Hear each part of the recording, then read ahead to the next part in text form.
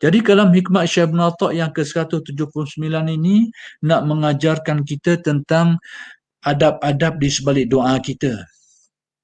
Pertama sekali, kita sedia maklum, doa itu adalah perintah Allah. Ud'uni astajib lakum. Hendaklah kamu berdoa kepadaku, akan kuperkenankan. Jadi doa ini adalah sesuatu yang disyariatkan, diperintah oleh Allah, disebut di dalam disuruh di dalam Al-Quran, demikian juga dalam hadis. Bahkan dinyatakan di dalam hadis, man la yas'alillah yaghdab alaih. Sesiapa yang tidak meminta, yakni bermohon, berdoa kepada Allah, nescaya maka Allah Taala murka kepadanya.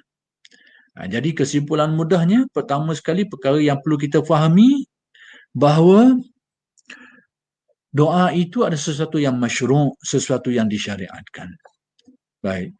Kemudian perkara kedua yang perlu kita fahami untuk menjadi asas kepada kefahaman kita, untuk kita faham kalam hikmat yang dimaksudkan ini, iaitu bahawa segala apa yang berlaku itu ada takdirnya. Sudah ditetapkan oleh Allah. Dan ini sebahagian daripada rukun iman kita. Iaitu Nabi SAW bersabda menjelaskan tentang rukun iman ini, antaranya yang terakhirnya antu'mina bil qadari khairihi wa syarrih. Engkau beriman, kau percaya betul-betul tentang takdir Allah ini. Takdir bil qadari khairihi wa syarrihi, baik dan buruk. Jadi pertama sekali hadis ini nak beritahu kepada kita supaya pertama sekali kewajipan kita percaya kepada adanya takdir Allah. Takdir yang sudah ditetapkan oleh Allah Subhanahu wa taala sejak azali lagi. Kemudian takdir ini mencakupi segala perkara, baik ke atau buruk ke. Ini satu perkara, satu hakikat keimanan yang perlu kita pegangi. Kita faham dan kita pegang baik-baik adanya takdir Allah sudah ditetapkan oleh Allah sejak azali lagi. Baik, ini dua asas perkara yang perlu kita fahami baik-baik untuk faham kalam hikmat Syekh Ibn Atta' ini, supaya kita tidak terbabas. Baik, sekarang keyakinan kita menyatakan, dalam keyakinan kita bahawa segala-galanya sudah ditakdirkan. Sama ada manusia berusaha ke tak berusaha ke, sama ada berdoa ke tak berdoa ke, sudah ada takdirnya. Itu baik. Kemudian takdir ini adalah merupakan sesuatu rahsia. Kalau dalam tasawuf disebut sebagai sebahagian daripada hakikat. Hakikat yakni sesuatu yang hakikat berarti yang di sebalik segala perkara, terselindung. Rahsia. Menjadi rahsia Allah. Tidak ada orang tahu benda ini. Hanya Allah Ta'ala saja yang tahu tentang ketentuan secara pasti segala perkara. Makhluk-makhluk yang diciptakan oleh Allah, malaikat, nabi-nabi, dapatlah mereka ni tahu sebahagian yang Allah Ta'ala beritahu kepada mereka. Itu perkara yang perlu kita fahami.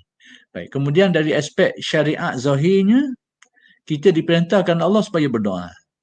Antara dalam memenuhi keperluan kita, hajat kita, urusan kehidupan kita hari ini dan segala macam keperluan kita lah, salah satu daripada wasilah, alatnya, sebab musababnya doa. Jadi doa ini dari sudut tasawufnya disebut sebagai syariah.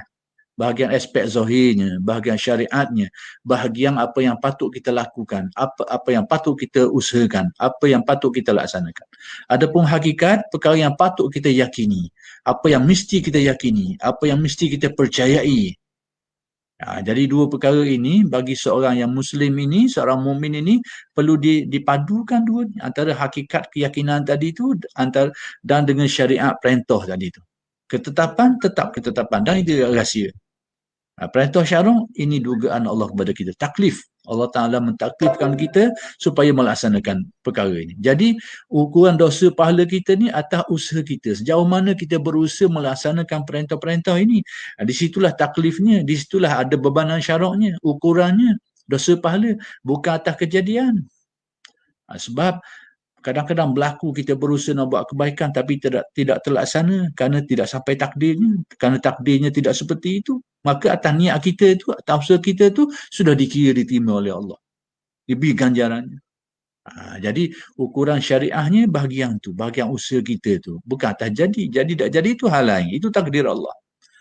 Jadi ukuran syarak inilah yang patut kita fahami. Jangan kita lebih. Kalau kita persoalkan banyak perkara lagi dalam hal-hal terutama takdir ni, itu benda yang dilarang lah. Inilah yang dimaksudkan dalam hadis Nabi, idza zukiral qadaru fa'amsiku. Apabila dibicarakan tentang takdir, yakni tentang hakikat takdir ni. Bukan tentang hakikat takdir, fa'amsiku, hendaklah engkau berhenti, pegang, diam, maksud jangan cakap banyak, jangan soal banyak. Kerana rahsia itu adalah rahsia Tuhan. Hikmah Allah Ta'ala menjadikan semua perkara ini, ada hikmah dia, dan takdir itu rahsia dia, hak dia, rahsia dia. Kita tidak disuruh, cuma disuruh percaya ada benda tu. Tapi tidak disuruh menyelami tentang hakikat takdir itu. Bila ada dalam dunia, dalam sejarah umat Islam ini yang cuba memahami, menyelami secara berlebihan pada ruang yang dilarang, maka timbullah penyelewengan, timbullah qadariyah, timbullah jabariyah. Ini kelompok-kelompok yang mana dia isu utama yang menyebabkan mereka terbabah ni membahaskan persoalan takdir ni lah. Tapi mereka langgar bahagian yang pagar yang dilarang tu, yang diberitahu jangan cuba dilebihi tu, air langgar ni akhir sekali tak temu puca. Maka terbabah ke kiri, terbabah ke kanan, terbabah jadi qadariyah, jadi jabariyah. Itu semua kelompok-kelompok yang terbabah dalam persoalan ni. Qadariyah ni dia menafikan takdir kerana nak mewajarkan kita ni mendapat pahala, mendapat ganjaran nanti di akhirat, mendapat ganjaran syurga dan pahala dan sebagainya. Nak mewajarkan benda tu, mereka menafikan takdir. Mereka kata kalau sudah ditakdirkan, perguna semua ni sudah ditetapkan. Jadi peling. Jadi tak nampak mana bahagian rahsia Tuhan, mana bahagian perintah Tuhan yang suruh kita dilaksanakan.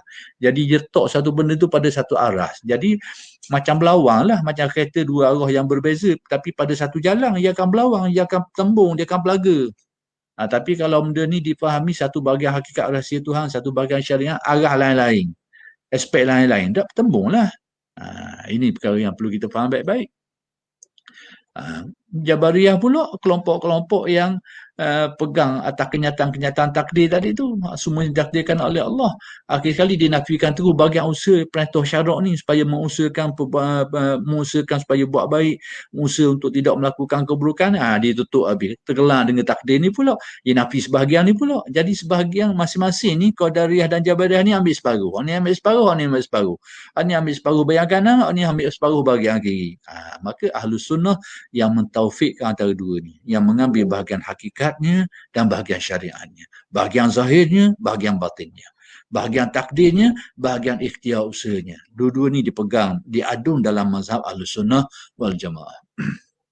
Jadi Ahlus Sunnah wal Jamaah ni di luar, termasuklah bahagian tasawuf ni. Jadi sekarang dua perkara yang menjadi dasar untuk kita faham kalam hikmat ini. Pertama sekali, adanya pensyariatan doa, perintah supaya berdoa. Itu adalah perintah Allah.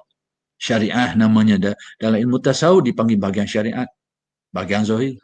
Yang kedua, ada takdir yang menetapkan segala kejadian. Ini rahsia Tuhan, atas kehendak Allah semata-mata, sudah ditakdirkan sejak azali lagi. Ini bahagian hakikat. Dua diadu. Jadi sekarang persoalannya macam mana? Jadi kita ni, Syekh Ibn Atta' beritahu dalam persoalan ini, jangan sampai kadang-kadang timbul bila Allah Ta'ala perintahkan kita supaya berdoa, ada kalanya doa ni pada dasarnya menjadi sebab kepada kejadian sebab. Bila Allah Ta'ala nak beri satu perkara tu, maka dijadikanlah sebab musabab pada percaturan takdirnya, pada urusan pelaksanaan. Allah Ta'ala ni sekalipun dia ada takdir, ditetapkan rahsia ketetapan itu dari azali, tapi dalam pelaksanaan tu dia ada sistem. Allah Ta'ala zahirkan ketetapan itu di Lauh Mahfuz, para malaikat nampak, dan ada makhluk yang ditugaskan untuk melaksanakannya. Padahal semuanya itu adalah dalam ketentuan Allah, dalam kekuasaan Allah, dengan kehendak Allah. Tapi Allah Ta'ala atur semua ni, ada sistem dia, ada nizam dia, ada sunnah dia ditetapkan. Jadi kita disuruh ikut sunnah tu, dalam masa yang sama meyakini tentang rahsia ketuhanan tu. Jadi dua perkara yang perlu taufik, perlu adungkan baik-baik. Jadi sekarang kebimbangan Syekh ni kadang-kadang sampai satu tahap dibimbangi kita ni pada peringkat awalnya, betul lah doa ni perintah Allah, menjadi sebab kejadian, semua itu sudah ditakdirkan. Tapi oleh kerana kita ni manusia ni kadang-kadang dihinggapi penyakit ghaflah ni, ghaflah. Bukan jahil, kadang-kadang jahil tu satu perkara dah. Kadang-kadang tak jahil dah, bab ni tahu dah benda tu. Tapi ni mari menyakit hati yang disebut sebagai ghaflah. Sehingga akhir sekali kita berpaut dengan doa kita tu, seolahnya doa kita ni lah semacam. Kalau kita kata jadi penentu kejadian, kita rosak keyakinan kita. Kalau kita anggap sebagai dialah sebagai pengukur penentu kejadian doa kita tu, tauhid kita pun rosak. Jadi sekarang kita mungkin tak situ, kita ada ilmu tauhid ni. Tapi ghaflah nyakit makna kita ni, lupa hati kita ni, bukan jahil kita tu, sebab kita mengaji kita tahu benda ni. Tapi ghaflah kita tu, kita terasa seolah-olahnya doa kita ni semacam penentu kejadian. Inilah yang Syekh cuba nak betul kita, nak ajar kita. Maka Syekh beritahu kepada kita, jangan sampai permintaanmu itu menjadi sebab yang disebab penentu. Kalau sekadar sebab, itu memang sedia maklum lah. Sebab penentu pada pandangan hatimu seolahnya dengan sebab doamu lah memboleh benda ni, memboleh benda ni. Sebab yang dianggap sebagai sebab yang hampir kepada menentu. Bukan menjadi penentu. Kalau kita anggap penentu, macam saya kata tadilah, dia sudah merosakkan keyakinan tauhid kita. Maka sekiranya demikian, jangan sampai jadi seperti ini. Sekiranya kita dah jadi macam tu, seolahnya kita kait apa-apa yang kita dapat, semuanya dengan doa kita, kaitan yang sangat kuat, maka kata Syekh, itu adalah menunjukkan bahawa kefahamanmu terhadap Allah itu kurang. Ma'rifatmu terhadap Allah Ta'ala tu tak kukuh molek. Ma'rifat kefahamanmu tentang perkara ni, banyak kesamaran, banyak kekeliruannya. Maka kalau begitu, apa yang disuruh, apa yang sepatutnya dalam perkara ni, dalam berdoa ni. Maka apa yang dianjurkan oleh Syekh ni, dan inilah sepatut yang kita fahami, maka adalah permintaanmu itu, doamu itu, dasar utamanya adalah ubudiyah. Apa artinya? Iaitu kita berdoa ni atas dasar itu diperintahkan oleh Allah. Allah Ta'ala perintah kita, kalau engkau ada hajat apa-apa, berdoalah kepadaku. Jadi kita laksanakan itu atas dasar, itulah yang disuruh oleh Allah. Kita hari ni beza dengan hak yang saya katakan hak tadi tu, yang hati yang ghaflah tadi tu, tumpuannya ke mana? Kita nak tahu beza dengan apa yang nak disebut oleh Syekh Ibn Atta' dengan hak keadaan kebiasaan kita tadi tu. Iaitu orang yang doa dirasakan semacam sebab yang mengarah kepada penentu, kepada sesuatu kejadian tadi tu. Dalilnya kita ni, galiknya antara kita nak tahu keadaan kita ni, kalau kita hak jenis tadi tu, apa yang kita kehendaki itulah menjadi keutamaan. Dalam doa kita ni, hajat kita tu yang keutamaannya. Tapi tasawuf mengajar kita lain sikit. Memanglah hajat kita. Tapi tasawuf mengajarkan kita sesuai dengan kedudukan taufik, menggabungkan antara syariat, perintah supaya menyuruh kita supaya berdoa dengan ketetapan takdir Allah Ta'ala yang menjadi rahsia dia ni, antara gabungan dua ni, maka disuruh kita supaya berdoa atas dasar kita laksanakan itu kerana kita diperintahkan oleh Allah. Itulah yang dikatakan ubudiyah. Jadi kalau kita ada hajat, kita sakit, kita susah, andai kata kita teruji dengan kesusahan, kesakitan, kesihatan dan sebagainya teruji, maka kita minta. Jadi kalau kita minta atas dasar ubudiyah ni, jadi dasar kepada permintaan dia tu, aku minta, ya Allah Ta'ala, kerana kau perintahkan aku minta, maka aku minta kepadamu, kerana aku ni hamba-Mu. Itu dasar yang disuruh. Tapi yang selagi tadi tu, saya kata yang ghaflah sikit tu, dalam doa dia, kedudukan doa dia itu bukan yang ini menjadi dasarnya. Yang ini apa yang dia nak tadi tu, kesembuhan tadi tu. Kesembuhan. Lepas tu apa-apa hajat dia tadilah. Itulah yang menjadi fokus dia. Ini pandangan yang agak ghaflah sikit lah. Kalau dia seorang yang ada kefahaman yang baik dalam perkara ni, iaitu dia dasar dia berdoa tu kehambaan diri kepada Allah. Kerana dia tahu semuanya sudah ditetapkan Allah. Semuanya sudah ditakdirkan Allah. Cuma berdoa ni atas perintahmu ya Allah, maka aku buat. Itu dasar yang disuruh. Dan juga melaksanakan hak-hak rububiyah. Hak-hak rububiyah ni hak-hak ketuhanan. Allah Ta'ala ni Tuhan.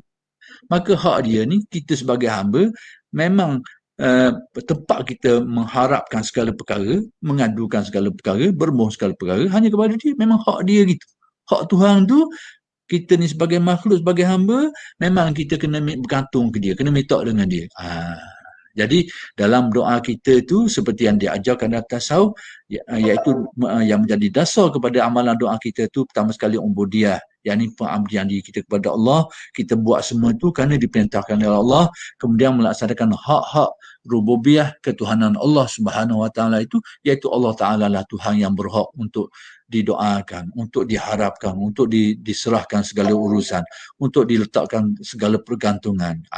Jadi di situlah berpadunya antara ubudiyah dan rububiyah.